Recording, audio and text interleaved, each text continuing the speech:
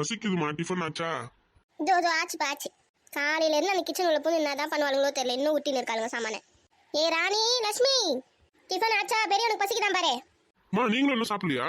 நான் அப்புறம் சாப்பிட்டுக்கிறேன்பா, நீங்க சாப்பிடுங்க முதல்ல. எனக்கு கொஞ்சம் வயிறு சரியில்லை, ஒரு மாதிரி உபசமாவே இருக்கு. இப்படி சொல்றேன், ஹாஸ்பிட்டலுக்கு போலாமா? வேணாப்பா அதெல்லாம் வேணாம். கொஞ்சம் ஒரு வேலை பட்டினி போட்டோன்னா சரியாயிடும். அதான் அண்ணன் தான் ஹாஸ்பிட்டல் கூப்பிடுறாங்களா, போயிட்டு வாங்கம்மா. ஏன் வேணாம் சொல்றீங்க? ஒரு வேலை பட்டினி இருந்தாலும் எதுவும் சரியாகாது, டாக்டர் போய் பார்த்தா தான் சரியாகும். இல்லப்பா சும்மா ஹாஸ்பிட்டல்லாம் போக கூடாது. ஒரு வேலை பட்டினி போட்டு பார்க்கலாம், சரியாகலாம் ஹாஸ்பிட்டலுக்கு போலாம். சரிம்மா நீ உன்ன தொண்டை பண்ணு. வீட்டு சாப்பாடு சாப்பிட்டு ரொம்ப நாள் ஆச்சு. சட்னி வைக்குவாங்க. வை தாராளமா வை. எப்பா சின்ன சுந்தர் என்னப்பா வீட்டுக்கே வர மாட்டேன்றான்? அதுவாம்மா, அவனை ஒரு வேலையை மைசூர் வரையும் அமைச்சிருக்கேன், நாளைக்கு வந்துருவான். சரிப்பா சரி, வரட்டும். அவன்கிட்ட தான் கொஞ்சம் பேசணும். என்னம்மா, என்ன விஷயம், என்ன ஆச்சு? அவன் பொண்டாட்டியோட வண்ட வாழ்த்து தண்ட வாழ்த்துல ஏத்தணும், அதுக்கு தான். மாமா தோசை வைக்கவா? இல்லம்மா இல்ல, எனக்கு வேணாம், அம்மாக்கு வேணுமா கேளு. அத்தை உங்களுக்கு தோசை வைக்கவா? எனக்கு வேணாம், நீ எத்தனை போய் சாப்பிட்டு போ, எனக்கு போதும் இந்த இட்லியே.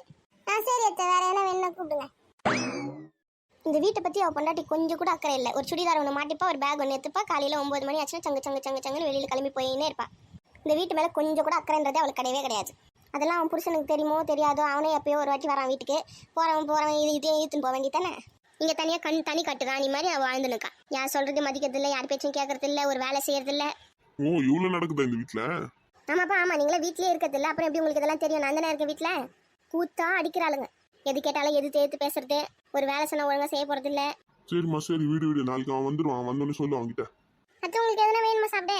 எனக்கு எதுவும் வேணாம், எனக்கு போதும். ஏங்க உங்களுக்கு? எனக்கும் ஒன்றும் வேணாம். தம்பி ரவி, உங்களுக்கு ஒரு தோசை ஒன்று எடுத்துட்டு வரவா? இல்ல நீ வேணா போதும். ஏன், அவன் என்ன குழந்தை, அவனுக்கு வேணும் அவன் கேட்க மாட்டானா?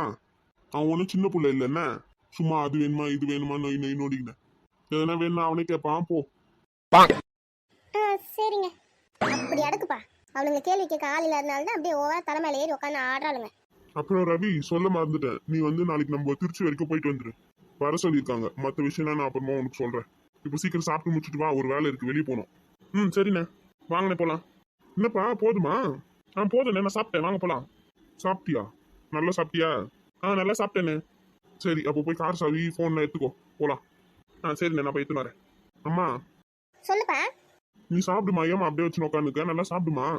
அதை சாப்பிட்றேன்ப்பா. அந்த வயசு சரியில்லை சொன்னா அதை பத்தி யோசிச்சுருக்கேன். அதெல்லாம் யோசிக்காது, அப்புறமா ஹாஸ்பிட்டல் கூட்டின்னு போக சொல்றேன், இப்போ சாப்பிடு. சரிப்பா. சரி, நான் மேலே ரூமுக்கு போறேன், ரவி வந்தானா மேலே வர சொல்லு. சரிப்பா, சொல்றேன், நீ போ. இந்த பேக்ல தானே வச்சேன், காணுமே. பெரிய பொண்ணு வாங்கக்கா வாங்க, சொல்லுங்க என்னாச்சு? வரும்போதே கத்தின்னு வரீங்களே பெரிய பொண்ணுன்னு, சொல்லுங்க என்ன விஷயம்? அது உனக்கு ஒரு குட் நியூஸ் இருக்கு, ஒரு பேட் நியூஸ் இருக்கு. எதை முதல்ல சொல்லவா? நீங்க சொல்லுங்க, எது குட் நியூஸ் எது பேட் நியூஸ் நான் சொல்றேன். உங்க வீட்டுக்காரர் வந்துட்டாரு ஊர்ல இருந்து. இது குட் நியூஸ் தான். அப்புறம் மாமியார் கேள்வி உன்னை கூப்பிட்டுச்சு, இது பேட் நியூஸ். அப்புறம் நான் உனக்கு சொல்றேன், சாப்பாடு ரெடி, சாப்பிடவா? ஓகே வரேன். எப்போ வந்தாரு அவரு? அவர் இப்பதான் 2 நிமிஷம் ஆகுது உள்ள வந்து அவங்க அம்மா கிட்ட பேசி நிக்காரு. இப்ப வச்சவருக்கு வீட்டு ஞாபகம் வந்து வந்தாரு வீட்டுக்கு. ராணி, லட்சுமி, மாமியார் கேள்வி கத்த ஆரம்பிச்சிச்சு. எங்கடி இருக்கீங்க? இதோ வர அத்தை, போலாம் வா.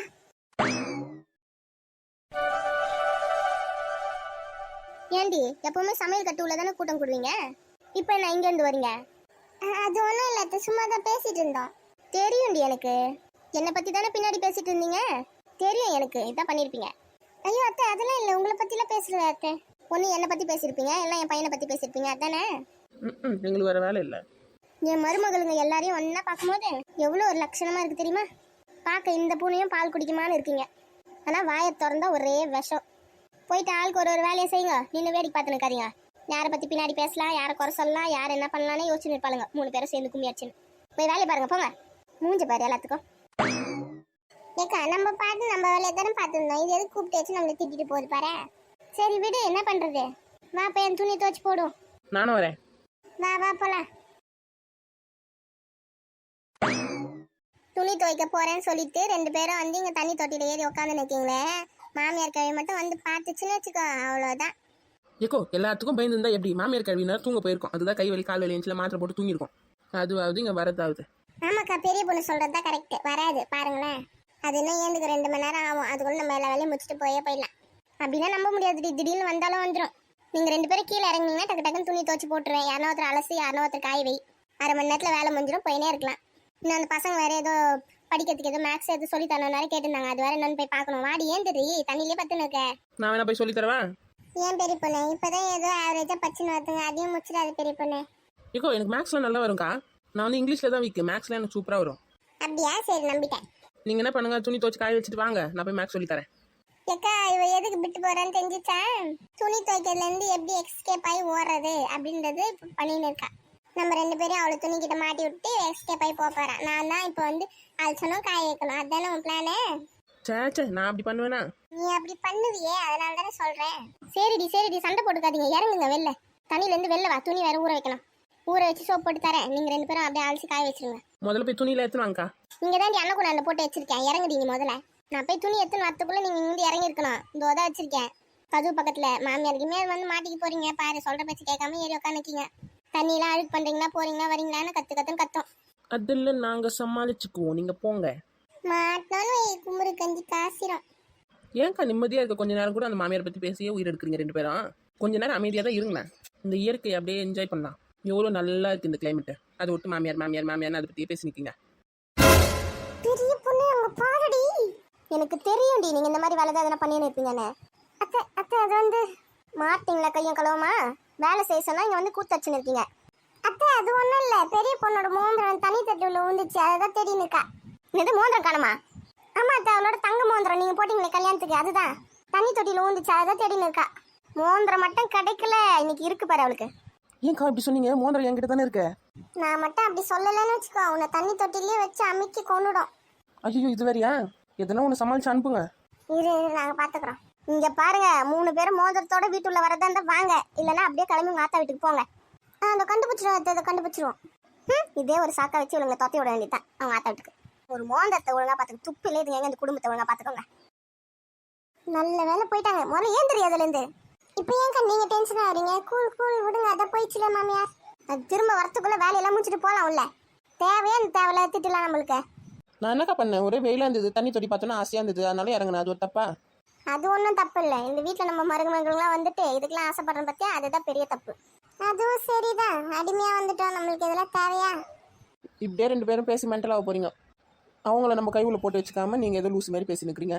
அவங்களெல்லாம் இந்த ஜென்மத்தில் நம்ம பேச்செல்லாம் கேட்க மாட்டாங்க. கடைசி வரையும் நம்ம தான் அவங்க சொல்கிறதுக்கெல்லாம் பூம்பு மாடு மாதிரி மண்டி ஆட்டிட்டு போய் சேர வேண்டியது.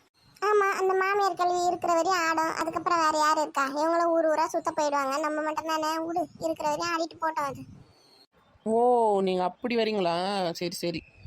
நார்மலாக சாதாரண வீட்டு ஒரு மிடில் கிளாஸ் வீட்டு மாமியாருங்களே அப்படி ஓவராக பில்டப் பண்ணுங்க. இது வேறு பணக்கார வீட்டு மாமியார், இது பண்ணாதா? இன்னும் என்னென்னலாம் பண்ண போகிறாங்களோ, இன்னும் என்னென்னலாம் நம்ம பார்க்க அனுபவிக்க வேண்டியது இருக்கோ தெரியல. விடுங்க, அவங்களாம் நம்மள ஒரு கை பார்த்துடலாம்.